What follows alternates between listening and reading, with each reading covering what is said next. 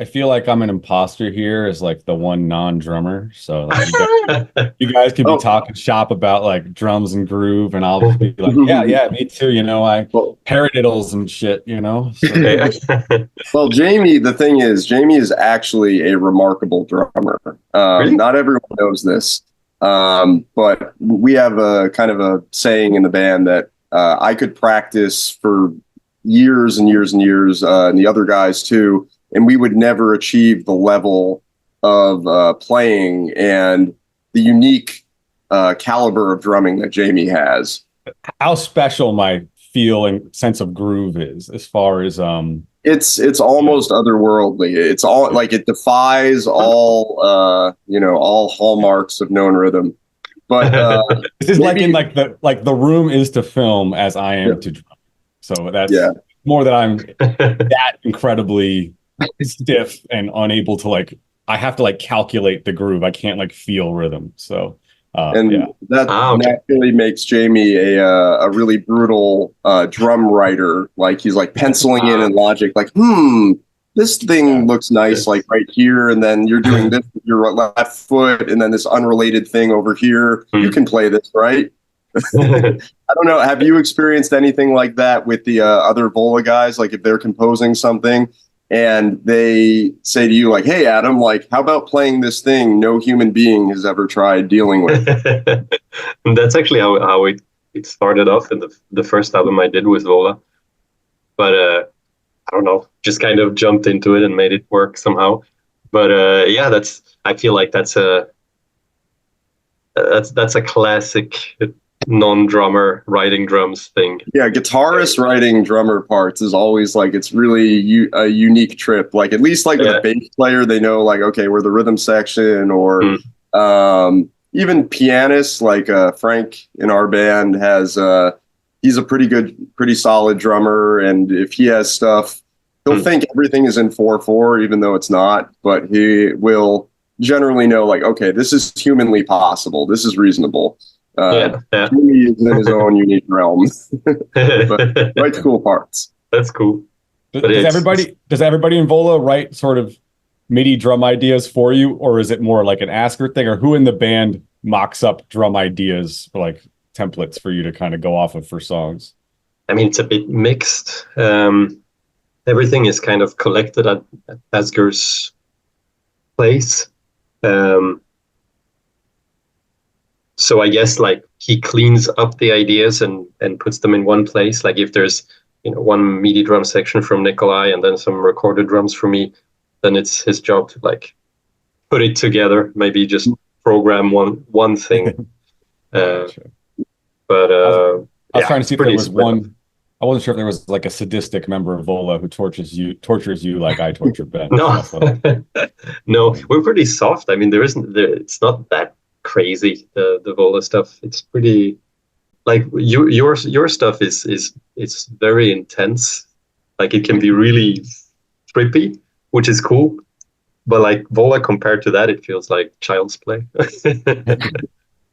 I think you guys have like a more compact songwriting style, but often within the more compact songs, you'll have pretty adventurous things going on. Like I know both hearing like even the first record, some of like the hi-hat pulsing. I remember when we did those initial shows with Felix Yeah. or Felix. Uh, we had like that two-show tour, which had a kind of funny bit that Jamie might bring back a little But if later in the Adam's the interview. only one who's here, he wasn't traumatized by that event. He Yeah, only but he heard Adam can hear traumatic about tales the about it. yeah. um, but yeah, like just the amount of coordination in your music and everything kind of locking the different moving parts. Mm. Like even when we were seeing you sound check Same War, that's pretty nuts. Yeah. Yeah, that one Um, is a bit tricky. But yeah, but I'm but assuming it's with a song like oh sorry, go on. oh no worries, no worries. I'm assuming with a song like it's 24 light years, is that the Yeah, title? Yeah. I'm yeah. assuming with that's kind of like more you're in the practice space or you're bringing in an idea and the other guys are kind of building around it because I have a hard time imagining Asger being like, I have this crazy idea that you're going to play here. That feels very drummer brained. It also feels very your style too. Yeah. Creatively, that feels very you, that drum groove in 24 Light Years. Yeah.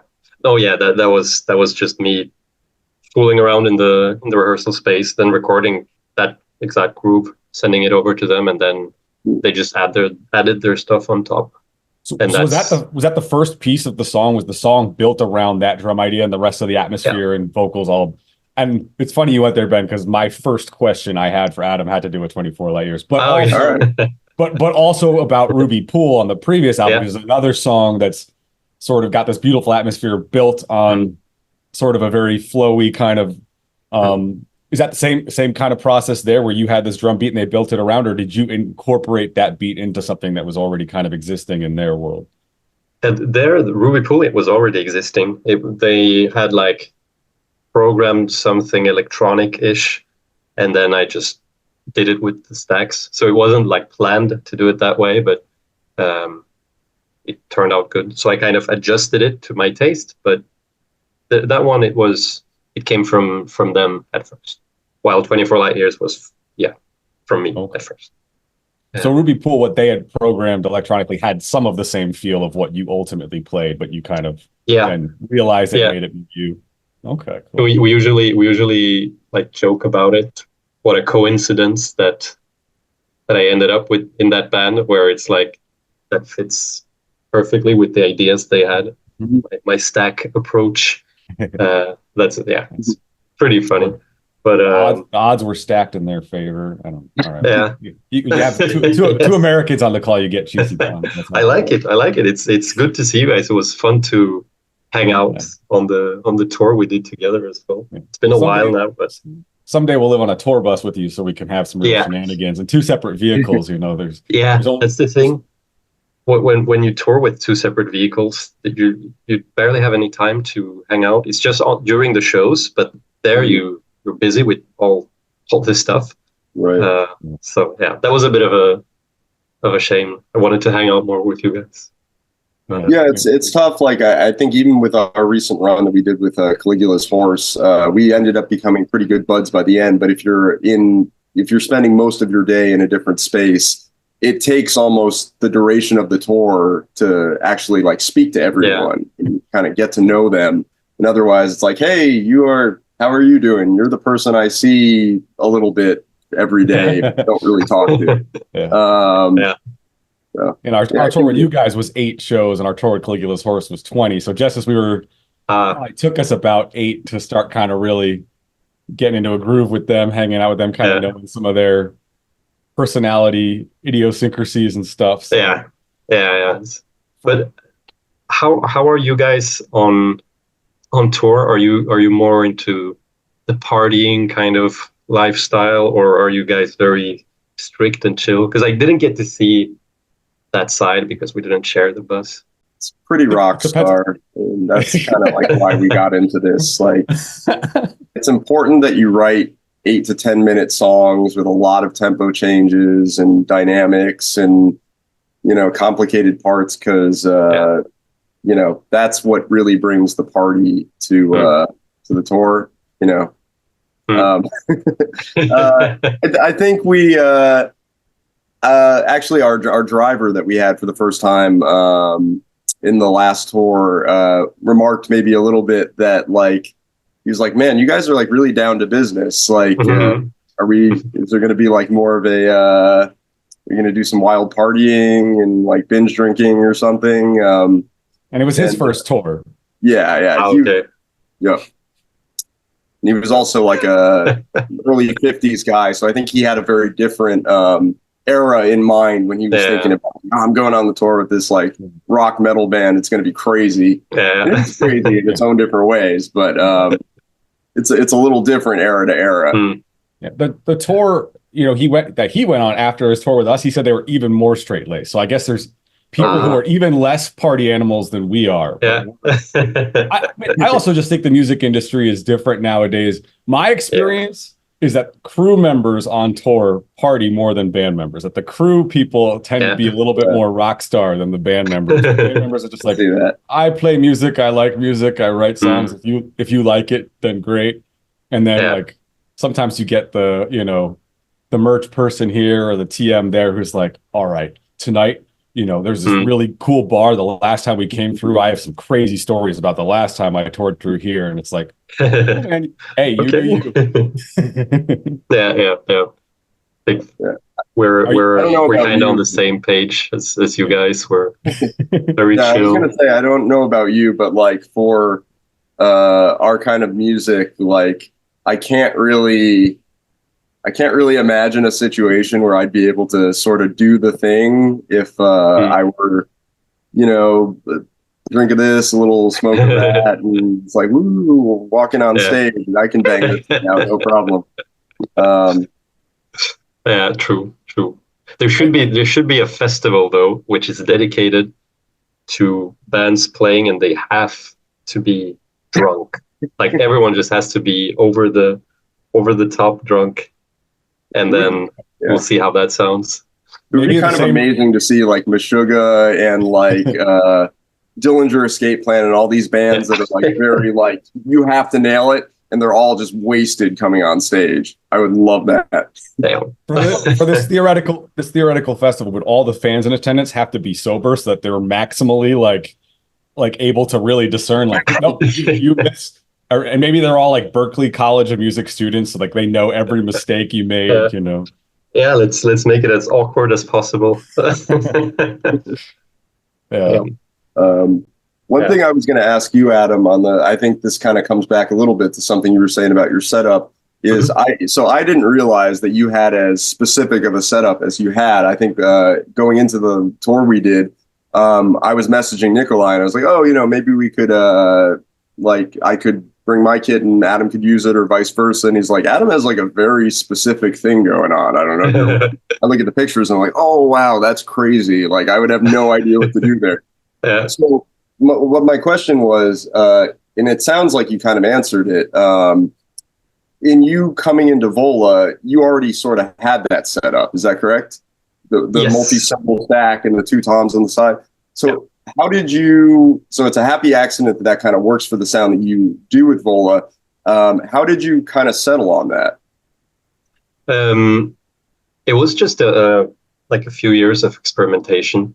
I always go a bit overboard and then dial it down. So kicking it off, I had like 5 toms, 8 cymbal stacks or whatever. And then I just removed what wasn't used. And then I pushed it a bit further. So I went out a bit of my comfort zone, meaning that I could have used a 3rd tom or something, but I just removed a bit extra. And then I arrived at that point. Then it was just about trying it out, seeing what seems challenging but fun and what absolutely doesn't work. And yeah, then it's just had fun with that setup throughout the years now. But one of the big things was the toms on each side. Yep. I really like that you can just very primitive, just hit down on each side and you have your floor toms there and not having to move to one side or the other. It's just a experimentation, trying stuff out. Do you recognize yourselves in that a bit, or are you the opposite? I think it's similar. I mean, I think for what I do, and I think Jamie in his own specific way, I think we each approach our instrument with like, what is going to make us actually excited to sit down and play today or to come up with something. And I think for me, I think I try to like imitate or like, I saw Mars Volta a zillion years ago, and Thomas Pridgeon had like this cool stack sort of thing. And I was like, I don't know what that is. I think that's a Zildjian symbol, and I don't use that, but I'll figure out, okay, I guess this like different chopper thing kind of works for that. And I didn't look up what Danny Carey was using for his timbales and whatnot. I was just like, oh, that thing in the music store. I guess those are Tama mini steel Timps. I'll stick that over here, and Yeah. whatever Gavin Harrison has for his chimes. I don't know where to buy those, but I guess these chimes will be cool. So you sort of chase, you end up kind of chasing these different sounds that are interesting to you, and you obviously don't do it exactly as to what it was, but in the process, you sort of find your own sound by kind of bringing these different things together, and you doing your best to figure out how to get it close enough. But yeah, that makes sense. As a non-drummer, I would say about both of you is you both kind of have more melodic styles of drumming, I think, and both are interested in sort of almost like the orchestration of drumming and like the timbres of drumming is more so than chops. And I mean, I think you guys have groove too, but I think even more than groove, it's like this kind of gestures of drumming sort of compositionally, like of just sort of creating these sounds and almost like a melodic contour within your beat. I think you guys both do that in very different ways, but I think you both have that aspect in your drumming. And also a lot of things where it's like flowing, like every 8th note I'm hitting something, but it's going to be a different thing. I definitely feel that with you, Ben. It's very melodic, the stuff that you play, which is very cool. It's almost, I don't know, maybe a bit Gavin Harrison-ish, like towards that direction. But I don't know, what is that? You know how to sweet talk me. Yeah, okay, cool. Thank you, man. I can't imagine a cooler kind of little someone who else is a really sick drummer referencing that. That's pretty awesome. Yeah, no, he's certainly a big dude for me. The best feel out there. But I imagine for you, Jamie, like the equivalent too is kind of your different. Everything is in a different tuning. That's when I went to answer that question. That was the first thing that popped to my mind. So, yeah, for me, the thing that like helps me feel like the guitar is a new instrument again, if I hit a creative rut, is just trying to tune it differently from any tuning I've used before. So now all the shapes I know, throw them out the window, or I can use them, but they're going to sound different. So, and it's all these new possibilities of chord voicings that, because I started out on piano rather than guitar, and so.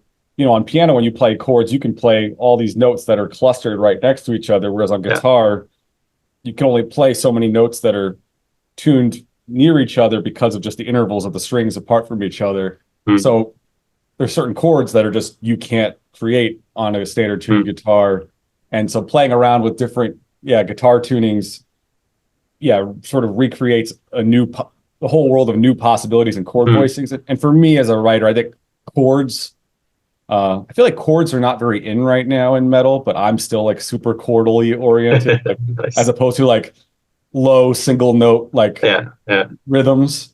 For me, it's like, well, as I already said earlier, I don't have any real sense of rhythm. So I need like verticality and harmony. That's more where my mind goes. But unfortunately, because of this, on our records, there'll be like 8 songs and 6 of them are in totally different tunings. And it's like, okay, when playing a live set now, do I bring like an individual guitar for every song? Do we program a certain amount of time between songs with just like cool sounds? Do I like make other band members like fill the void somehow? But because we don't have a singer, I'm also the person who talks to the crowd between songs, which is a bad combination with I'm the one who has to retune everything. So I think going forward, there's been a bit of a reckoning of, okay, how do we more practically get to the point where we can sort of run a set straight through, but I still get to have that kind of creative inspiration of novelty from new tunings. And I haven't come up with the answer for that just yet, though. I may get a guitar. Line 6 makes called the Variax, which I think has been out for a while, but like you can actually, if you pair it with a Line 6 Helix, you can in the presets and then the sound settings, like tune each string to a note, regardless of what the string is tuned to. It like knows from like this special cable. So pretty cool. I'll find out if that allows me to still, because I don't want to have to change my ways. I want to be able to write every song in a different tuning. And so this is the reckoning. Do I have to change? And maybe I do. But if I don't, I'm going to try to get away with it. yeah, you'll have to put that to the test, see how it goes. Well, you mentioned piano, so you started with piano, and what about you, Ben? Did you start with drums or? Yeah, drums were my instrument. I'd say like if there's another instrument of sorts that I have, I'd say I'm probably secondary for me is probably voice. Which I have not. Jamie and I each have like various bits of harmony on Earthside Records, but we each write a lot of the vocal ideas. So, yeah, I think as a drummer too, and you do a little singing too, right? Because I've seen some of your solo material. Yeah, it's an interesting kind of musical like split personality. I feel like drummers have, where it's more than any other instrument, unless you're going to do like an Atreyu setup or something like that, where I'm going to come in with the chorus now, and hopefully you're going to be able to hear it through my mic without all the drums bashing into it. That there's obviously you can be very expressive with drums, and I think you are as much an example of that as anyone. The feel and the emotion that you can put into that, and the different little melodic gestures, but there's a limit to the nuance of what you can say emotionally as a drummer or a rhythm instrument person. So you kind of have to find the different outlets for it. And that's something that I think I've kind of struggled to balance throughout my career. And I do ultimately, alongside Earthside, want to put out some stuff that's more in that vein. But yeah, so I'd say those are my two things. Is more the anything melodic he can pick up, kind of make it. That's a good balance to have. Both the percussive, rhythm-based, but then also this melodic side. I think it brings a lot to your musical character.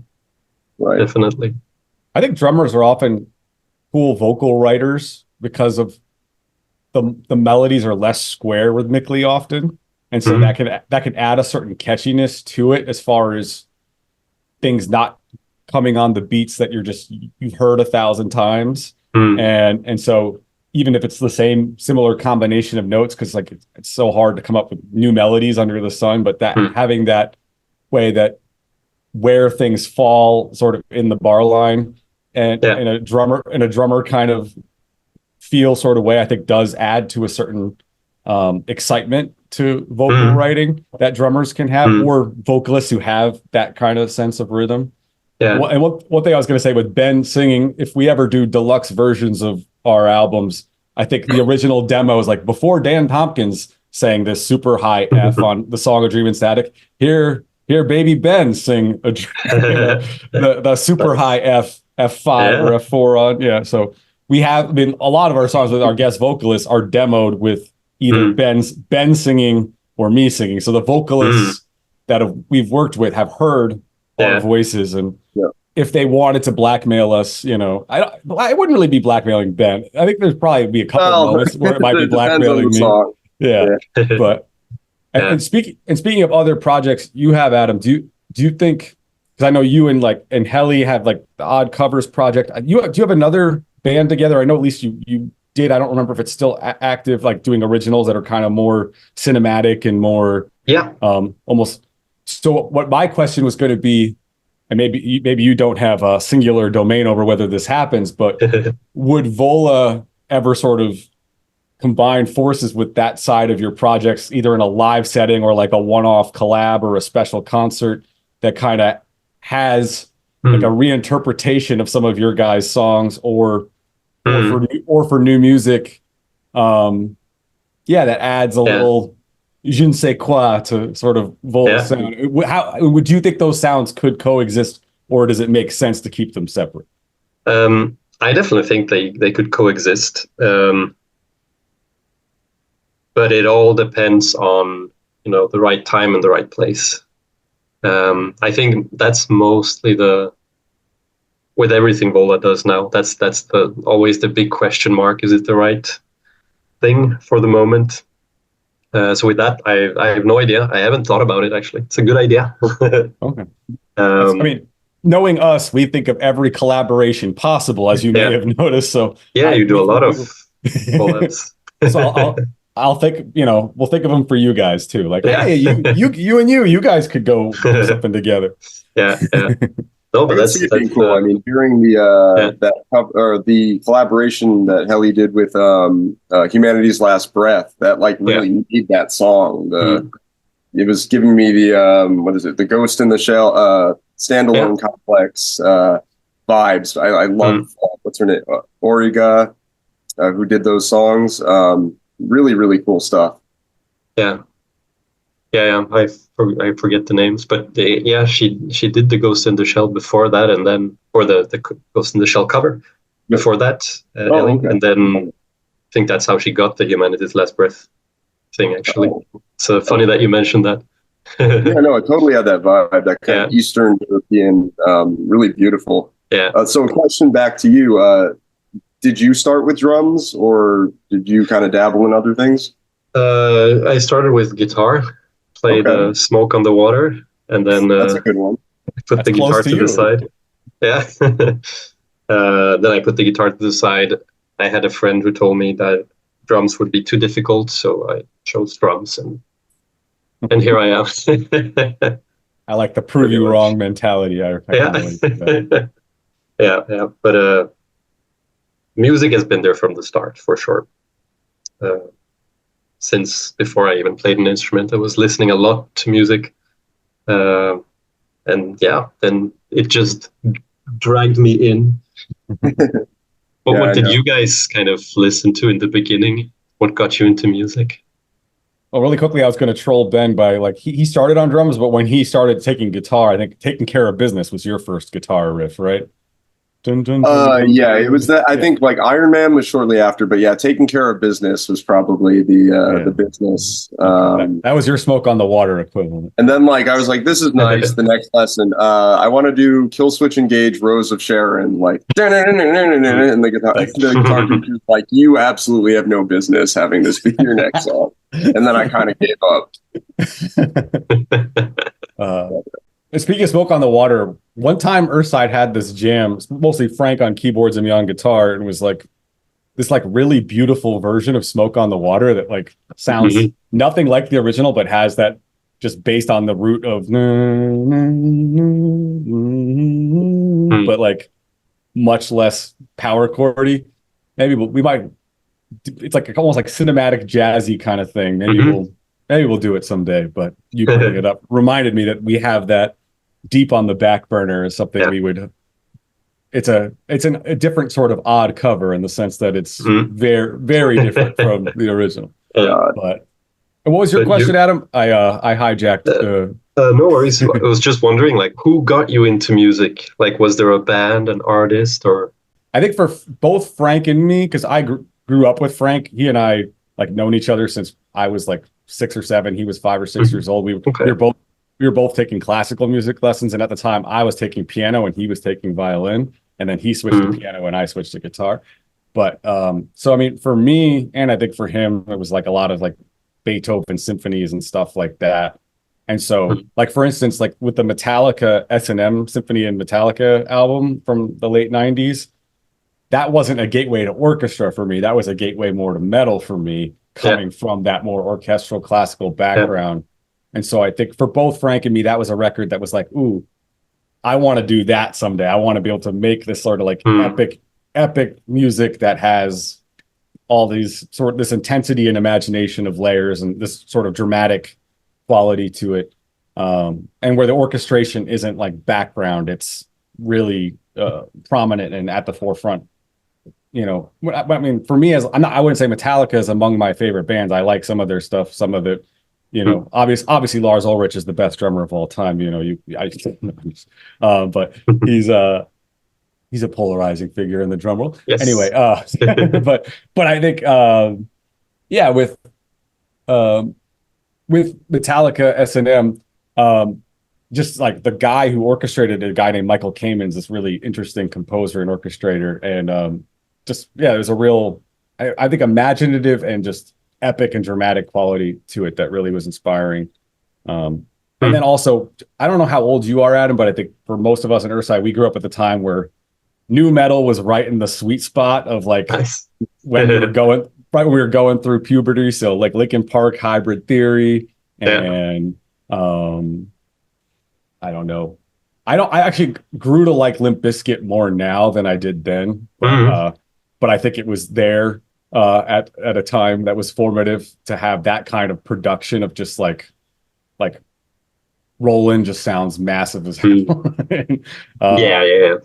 True. So that would be, I think new metal. I mean, for me, the new metal bands I really like were, Seven Dust, who we got to collaborate with their singer on something, and then System of a Down, and to the extent that it's always a debate as to whether Deftones counts as new metal, but I think Deftones is certainly a special band from that era, and I think we also really like the earlier side of Incubus. Make Yourself was kind of the record for me that took me out of like Blink 182 and Sum 41, and those bands are good at what they do, but like hearing Make Yourself was kind of like, oh, okay, like this is the serious thing, like this is what music can do, this is what music can make you feel. And the drumming on that record is super, super tasty. A lot of splashes and cool like accents. So that for me was probably the singular formative record that was like, you're going all in on music. And your equivalent of the classical music was probably Tower of Power, and your dad just being obsessed with, and David Garibaldi being your other drum godfather. Yeah, he is incredible. It's incredible that until I think he was continuing to, he just retired from the band, but I think he was still going strong with them until like his mid 70s, which is just nuts. The amount of crazy stuff he was doing in rim shots into quite advanced age, and not hearing any depreciation of that skill is insane. But yeah, I mean, I think the record that my dad had, he had like a live album from '99. I think it was called Rhythm and Business. But yeah, I think I was doing weird syncopations and polyrhythms before I had probably the understanding to like really get away with it fully and like play with other musicians and have them like understand it and me be able to explain it well. But yeah, I've always been really fascinated by syncopation and making things that are kind of weird feel good or catchy. And I think you guys also definitely pull from that kind of idea of like something can be unusual, but you are making a hook out of it. Exactly. I'm definitely on board with the new metal stuff, by the way. I was right in that sweet spot as well. I think that was something on our tour we bonded over. Like, if we had to have a shootout between like our new metal bands and prog bands, probably more often both Earthside and VOLA would choose the new metal band over the prog band, depending. There'd be some exceptions, but Frank's not here. But I think I think Martin for VOLA is such an X factor for your guys' atmosphere, and I think Frank is for us as well. Both bands having sort of the different keyboard sounds, and so I think for Frank's sort of formative years, it was a lot of like new agey stuff, like I don't know what you even call Moby, but like the Moby Play album, and then like that kind of atmospheric stuff, and then stuff like Yanni and Enya, and then the Hans Zimmer film scores, which have definitely permeated the rest of us, especially when we saw Hans Zimmer live a handful of years ago. It was very inspiring. And also I think for Frank, sort of like 2000s gangster rap, I think the synth choices in beats, like 3-6 Mafia's beats, they're not a real lyrical influence for us, but as far as the believe it or not, we don't write songs about the same topics as 3-6, but from the standpoint of the music and the instrumental beats, I think Frank's sort of sense of timbre and sound that he goes for in his synth choice is actually much more influenced by sort of new age and gangster rap than it is by prog keyboarders, for instance. And I don't know if Martin would have the same influences, but I would also guess that his influences are more outside of prog as far as giving you guys sort of that kind of characteristic atmosphere in VOLA. It's a bit different for us, actually. We're all a bit 1 foot in, 1 foot out. So I think they're it's not necessarily Martin who brings only the that X factor. It's more that we have different sides of it. For example, it was Asger who wanted to do the collab with Shaman, the rapper. And both of us like that kind of stuff. So it comes from everyone a bit more, kind of. But what I find it interesting with you guys is I mean, of course, the core sound, how you kind of bring in this fresh atmosphere and this very deep atmosphere, but also that each song is so different. And I guess that's where the collabs that you guys do kind of play a big role, because it has to change a song quite a lot, I guess, from the demo to when you have the person who you collab with. It must create quite a colorful palette. It could go both ways. I was actually going to, when you bring up these black claws, I have a question written down on my screen up here to ask you about that. So I'll go there in a moment. But I mean, in some cases, it's just, some Earthside songs are written as sort of all of us together. And those songs kind of tend to have a sound. But then some of the songs are like, Ben has his sort of more Tower of Power influenced baby on this new album called The Lesser Evil.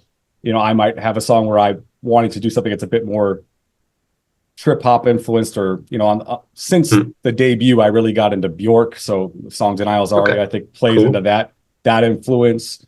And whether it's a strength or a weakness, in some ways I feel like we don't have a sound, we just have like an ethos, but we don't have a singular sound. And so, and in some cases, I think you're right that the collaborator can kind of push us to those extremes. And in some cases, we've already pushed ourselves to those extremes. And then it's like, all right, how do we find the right collaborator where this doesn't sound like it's completely out of left field, but like actually feels authentic?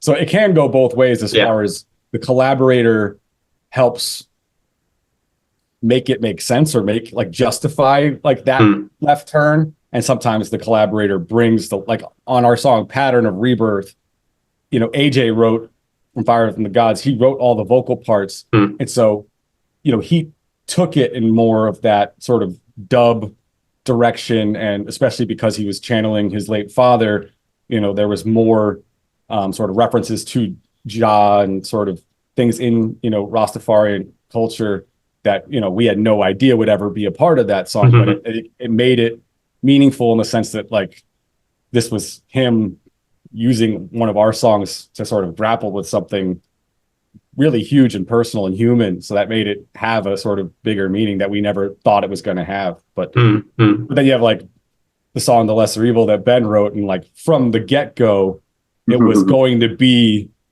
this like attempt to say, okay, a lot of times when bands bring horns into progressive music or rock and metal, it's done a little bit in like a token way. We're going to try to do it as like the most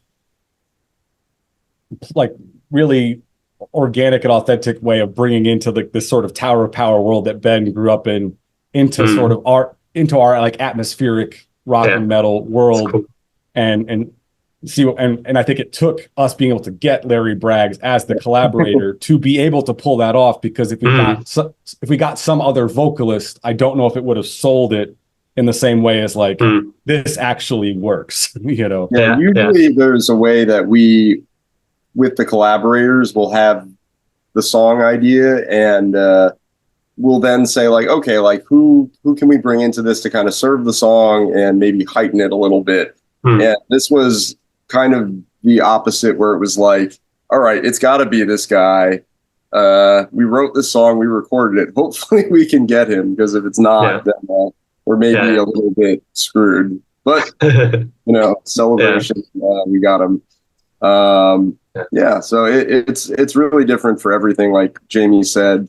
Maybe going forward, I think we try to bring in each of our records like things that were separate before, like kind of bring them together in new ways and create like a new sense of cohesion.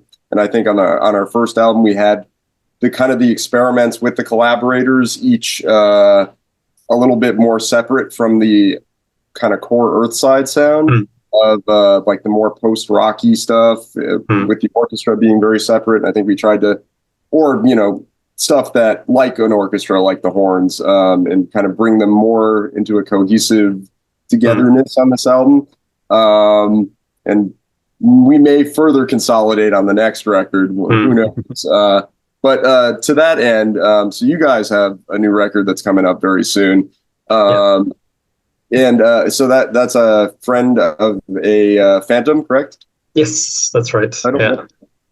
So I think we were both interviewed during that New York show, and I heard you talking a little bit about kind of album to album VOLA. Each of your records has had a very distinct sound, or a distinct way that it's kind of a departure from what came before it. I think you were saying with Witness that it was a bit more of like a focus on the production and kind of polishing the songs up, and kind of trimming them down to like the essential parts. Where do you see the new record, the record that follows it, kind of going further there, or kind of going in a new direction? Definitely a new direction. The general mood is more depressed, more sad in a sense, and sound wise, it kind of goes along the lines of Witness, but turns off in another direction on the way. So it definitely feels like it's familiar, but it's not the same.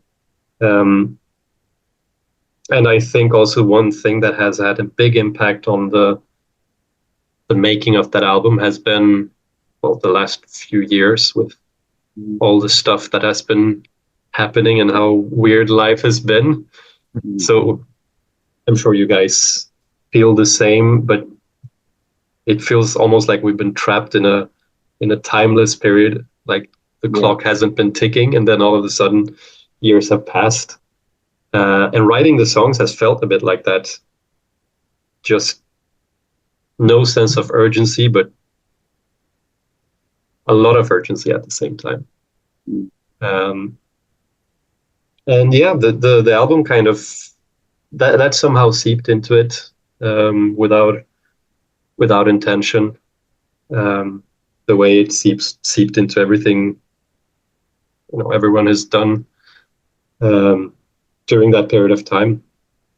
So I think maybe the way the album presents itself with this melancholy has something to do with those years that have flown by. I don't know. Do you guys recognize yourself in that, or yeah? I mean, I think the contrast you spoke of with it feels like there's no urgency, but there's actually huge urgency. Like in day to day, like they're like, oh, I don't know if I'm feeling this today, or let's hit it next time or next week. Or as an artist, you really feel that day to day struggle of the feelings that you have inside. Like, can you translate that to music, or do the feelings and the weight of everything kind of paralyze you? So that's at least how I kind of take it. I mean, an elephant in the room is our album, Let the Truth Speak, took a bleep ton of years. But as such, it's like, we had these initial ideas for almost all these songs pretty close to A Dream in Static, and yet we're still working on them during like the height of the pandemic.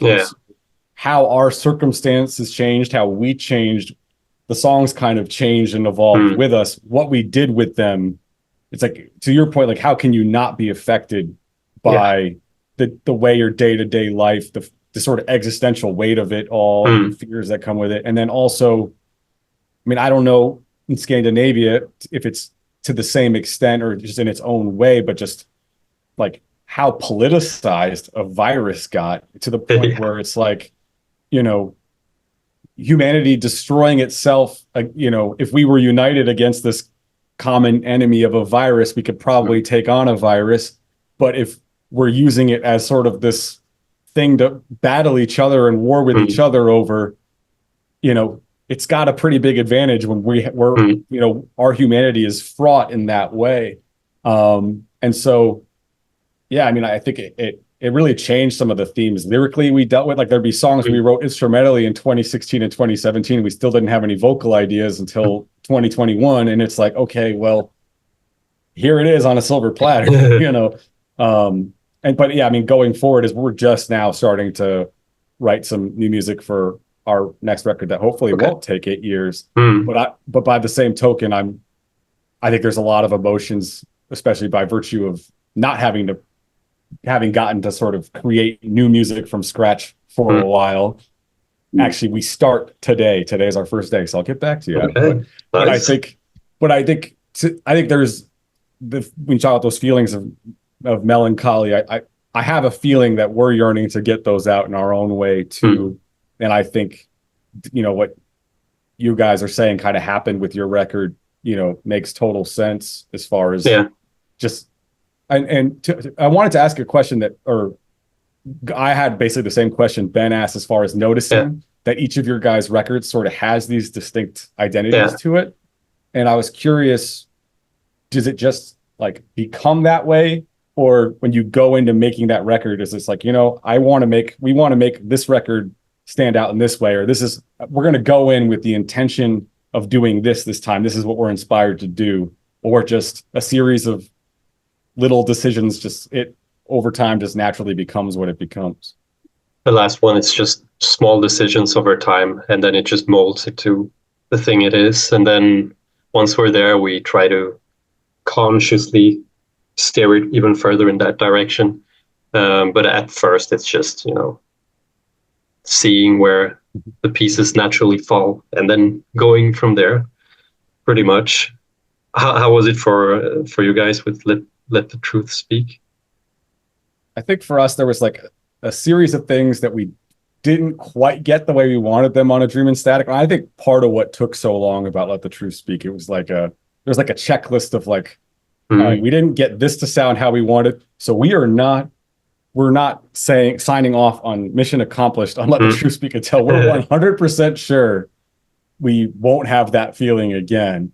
And I mean, if you're going to take as long as we did, at least we accomplished that. I think we crossed off our own personal list of, ooh, I want a snare sound that sounds more like this, or Nice. I want rhythm guitars that feel more like this, or because a lot of those things were more production oriented than songwriting oriented. As far as knowing, like recording something with the intention of how it's going to sound in the final mix, and kind of knowing what you have to do in the process to get it to have that sound, rather than just record in a nice studio and music will sound good. It's like, you know, you have to know what you want a little bit more and kind of have that end goal in mind. And so I think we had that more. But I think as a positive of that is, I think this, now as we go to right now, I don't think there's any sort of obsessive checklist items that we like have to hit. So as such, I think we will be less OCD and more mentally healthy. And and as such, I think, you know, the entity that has brought us together, Mascot Label Group, will be happy that we're actually efficient and able to deliver records close to on time. Jamie, I wanted to ask you guys a question before they wrap up. What's the big collab that Earthside wants to do? Which artist do you want to have with you that you haven't had yet? I mean, so I think part of it is when we write, usually the collab comes from serving the song. So it would be we write the song, and then for that song, we end up having a dream collab. I will say one person who was an elusive for one of the songs on Let the Truth Speak, we were really thirsty to see if we could get Connor Mason from Nothing But Thieves to sing on a song. I think he's got a really beautiful voice. we stopped short of doing anything that would get us a restraining order. So, we're safe, he's safe, it's all good. But I mean, we brought up Bjork earlier in this conversation. I mean, I think her voice, I think she even had like vocal surgery at some point, but just even in addition to her voice, her mind is so interesting. I have no idea what she would do with our music. It would be so cool. Even though we are generally composers, I've also thought about like the idea of working with a composer and like them kind of pushing us creatively in a direction. There's this really imaginative US composer. I think you would think he's really cool because he's like a very rhythmic mind. And I've shown Ben his stuff, and I think Adam, I'll send you this after this call. This guy named Andy Akiho, and he's just such a like. I've used the word imaginative on this conversation, but he's such an imaginative mind compositionally. I think if I showed you some of Andy Akiho's stuff for like percussion, it would you would find it very inspiring. And I don't know what he would do with us, and I especially don't know what he would do with me because I'd be like, give me the easy parts. But I think what he would do with Earthside as an ensemble or a rock band in general as an ensemble would be really interesting. I think something that pushes us to do something different. There's probably while Ben answers, I might come up with a different answer that I haven't thought of yet. But Jamie, I think listed some big ones. It would be probably very cool to do something if we could wrangle this guy into maybe get back a little bit into the production world. Like, it would be really cool to do something produced by Steven Wilson. Get his unique sensibility and his ability to really, he seems like at every level he's really able to envision an overall sound for something, whether it was with Opeth way back in the day, or his, we really like, in particular, his solo album, Grace for Drowning. He's able to really just create these very immersive sound worlds, and kind of see the demo of what it could be at every level, and having like this unusual horn or instrument or mellotron, creating the heaviness in an unexpected way. And then these other things that should be heavy, not being heavy. Across he's had a huge influence on what we do in Earthside, between his solo stuff and Porcupine Tree. It'd be really cool to see what he would do with us. And if, I don't know, if like Ian Kenny from Carnival wanted to, come meet us for some New Haven, Connecticut pizza and sing on a song, we wouldn't complain. At one point there was maybe the possibility we would do something with Chino, so that not quite coming together that would have been really interesting. Another COVID almost happened, but I'm actually in some ways happy that it didn't, because on that same song, the person we ended up working with and finding was so perfect for that song. So maybe it's like the universe's way of being like, no, save him for this. I mean, it's a big assumption that we would ever get the chance to work with him again. But anyway, the way it worked out, I'm not actually sad about it, because that's the song that ended up being the one with, it's two songs that we have with the woman vocalist named Ketra, or it looks like Keturah, but Ketra. And it's become our most popular song on this album, We Who Lament. And I think, she's such a big part of what makes that song what it is. It's hard to even imagine it now without her. So, originally there was talk of, and the vocals would have been so different. There would have been totally different melodies and lyrics that, somebody else would have written. But I mean, that's been a thing, is like, also, especially in COVID, there was multiple collaborations that were and then weren't, based on people like suddenly being like, actually, my family has to move across the country now, sorry. Was there one other, that was it. Okay. That was all the collaborators. I had a couple quick questions for you, Adam, also, which was, so one very simple, concrete one for Friend of a Phantom. Is Paper Wolf going to be on that record, or was that like a one-off? Going to be on the record. Okay, so that's the first taste of yes. Okay, and then on a more abstract less short of an answer question. And this is something of personal curiosity for me, as it may inform some of what we do. So this is your chance, Adam, to influence how Earthside proceeds forward with our life, which is, I'm curious, and it may be different for each album, how much creative room you guys leave in the studio, meaning, do you demo everything out to a T, and then when you're going in to record the album, it's like just perfect execution of like higher production level of what you demoed? Or do you reuse some of what you demoed? It's just good enough to use in the studio as the final album version? Or do you leave a lot of wiggle room where the demo is like a rough skeleton, so that way in the studio there's room to have more sort of band spontaneity, or to find a sound or an instrument that the studio has? It's like, ooh, this pedal's really cool. I have a new idea, or something like that. There is a lot of wiggle room.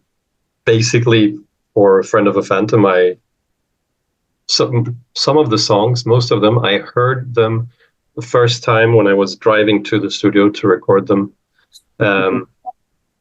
Or not for the first time, but like the full thing I heard for the first time. And there were some songs even that Asker maybe put together, like, hey, here's a new one, let's do this one as well, when I'm in the car on the way to the studio. So it was very last moment. So it's just like, okay, here's the general structure. We put together something-ish, very basic drum groove, and then in the studio I just do my thing with it, and then afterwards they record their thing, and they have the room to move around with whatever they want to do with it. Melodies, lyrics, of course, change a lot, because in the demo it's just spontaneous stuff, and then afterwards it becomes more planned. So yeah, we just take it as it comes, kind of. So you guys don't get too attached to demoitis. You leave yourself a lot of room to sort of change things. That's cool. Yeah. There's still some stuff which is like, this is the core. Like, it has to be that way. Like, if there's a chorus melody which is super distinct, I mean, then that's going to stay that way. Or like the 24 Light Years groove, that's pretty much locked in from the start. That's the DNA of that the song was built on. So yeah. Yeah, exactly. But all the sparkles on top, that's for the moment, kind of. Okay. And so if you drum on a song that you just like learned on the way to the studio, do you then really take it in small bits rather than trying to kind of drum it through the song? Or do you drum sort of beginning to end through the song in the studio and just do takes and just sort of, okay. I always do the full thing. The only times when I just do a section is when I've recorded a bunch of full takes and I'm good, and then someone says, by the way, I just want this kind of fill recorded here, then I'll just, okay, I'll do a little roll there for you, and then they have it as well on tape. But I always want to memorize the songs, or the structure at least, and then just do from start to finish. It gives a special energy when you do a full take. It's like these small nuances that you almost cannot put your finger on, but you can really sense that this is this full take, or this is this moment caught, But you guys, you're more. Well, we want to potentially try more of the process that you maybe. I would hope Jamie and the other guys would maybe have the stuff for me to listen to before driving to the studio. Not this time, Ben. You're going to be Adam's giving me unconditional permission. You're going to be like, I'm really attached to this thing I gave you 5 minutes ago, even though there hasn't been that much time for me to get attached to it. Yeah. The rule is if we adopt that, then there's less attachment. Yeah, we're definitely curious to see how, as Jamie said before, we've lived so much of our lives recording and performing the ideas of much earlier versions of ourselves, that to be able to kind of more in the present capture lightning in a bottle, and some of that dynamic energy you were talking about when you're experiencing something and it's new, and you're playing it through. Yeah, I think we want to see how that would go. What the other extreme is. We've never tried that side of things. In Earthside Cathartic Confessions, I think the first thing I would say to everyone is like, I'm sorry, fans and world and humans, Earthside believe it or not, has never released a song that we didn't have the initial idea for at least 3.5 years earlier. Meaning, whatever that first bit of inspiration and magic was, that song has always taken at least 3.5 years to be released to a person. So, and at that point, you can, especially if a pandemic comes, you can have lived so much life and become a different person. So and I think part of the reason for that is we've really become, we're very stringent with certain details in the demoing, and then the recording ends up being like just better professional execution of the demo. And some of that has to be because if you're doing more orchestral arrangement, some things has to be notated, some things have to be more like a classical composer where there's less room for kind of winging it. Winging it isn't the right word, but sort of letting spontaneity take hold when it's kind of this notated piece of music that's kind of brought on like a classical composer. But yeah, as such, in the modern day recording process, the recording process, I think for Let the Truth Speak especially, felt like just making a very polished version of our demos, and that like other than writing the lyrics, the creativity had already happened. And so that, and for me, and I'm guessing for you and a lot of your bandmates, creativity and writing is some of the most exciting parts of being a musician, is just that moment when you have that idea, either collectively together or individually. It's just like, I don't know how I had it, but thank you, muses that have control over me. Because I mean, I didn't do it; it just came. Thank you. I've been on a slump. I needed that one. but having that magic just kind of come, and those moments they're elusive, but they're really beautiful when they happen. Yeah, so absolutely. Saving some more of those to be able to happen in the studio when recording the album, I think would be healthier for us, and would make making the album, I think, a more fun and exciting thing. And it sounds like you guys have some of that. And so learning from other bands who allow themselves to have more fun than we do in the studio is like an important thing for our is an important thing for our growth as both as far as just as humans, and be able to also just turn around records at a more reliable rate. And I did have one more question written down, which was on the element of collaborations. Like, so with VOLA, the one feature you guys had was, with Shaman, These Black Claws. And we talked about how sort of collaboration works with us. Did you guys already have a relationship with Shaman and sort of write that song with him in mind as a collaborator? Did you have almost the entire song written and then we're like, this would add like a certain extra, or how far in did the idea to have, someone with a rap background and specifically him come into that song's existence? We wrote the song, and then Asger felt like that verse would work very well with a rapper. And we thought about something Tyler, the Creator-ish.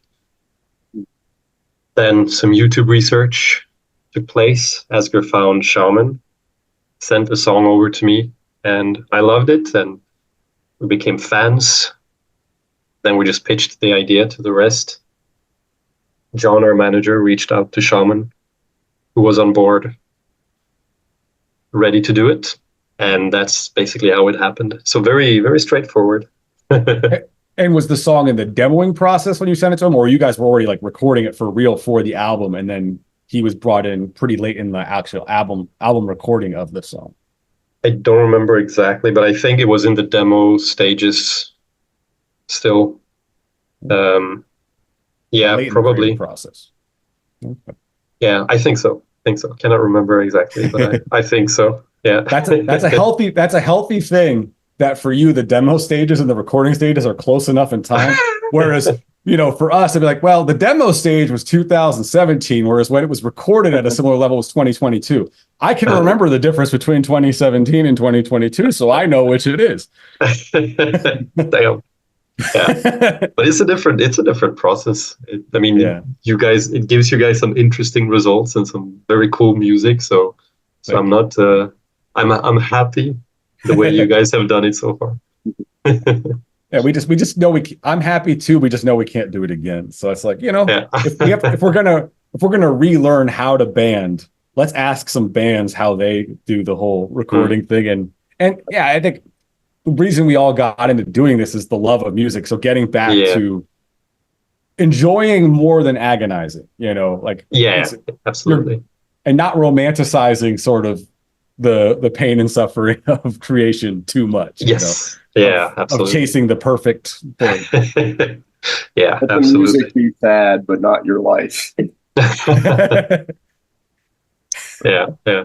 But it's been great talking with you guys. Good seeing you likewise. guys again. Absolutely. I appreciate you sharing all that stuff with us. And I feel like we probably got more of a chance to connect here than we did on the tour by a lot. Yes, for sure. Cool. You were kind of the one guy that I felt like we didn't as much, same on our end, get a chance to like, it's like, okay, Nikolai's like this, Asger's like this, Martin's like this. I know Adam's the drummer. Yeah. But we had also gotten to meet the other guys on a more relaxed level, like for Collaborating in Denmark. We was it like foosball or ping pong? There was like a table up in the upstairs on the Collaborating. Yeah. So that was more of a relaxed, cool thing. So we never got to we just showed up late with our roof leaking in the van we rented at the Boston show. And from then on, we were just playing catch up the whole tour. That's so rough. Oh my God.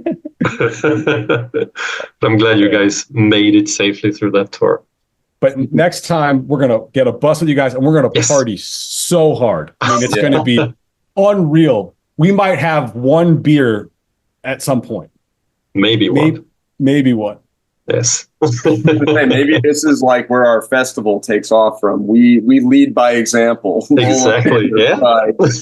Stage completely plastered every night. Yes.